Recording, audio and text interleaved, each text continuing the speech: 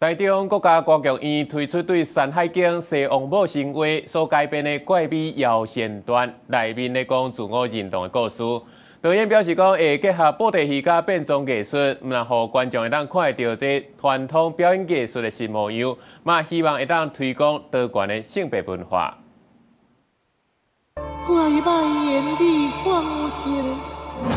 美惡性情成我形。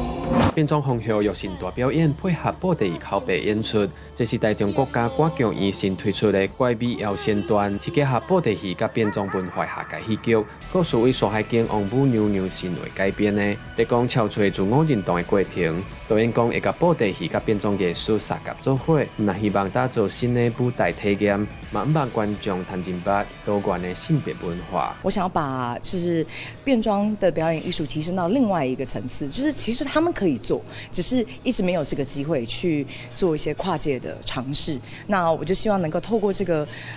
神話的文本，然後跟傳統表演藝術布袋戲的結合。安那怪美謠傳段的表演者之一 Rico 講，演出上大的挑戰是甲布袋戲紅仔甲演出相結做伙，達成人我合一。上大的挑戰是超學的，因為咱佇咧跳舞的時陣，若是佇咧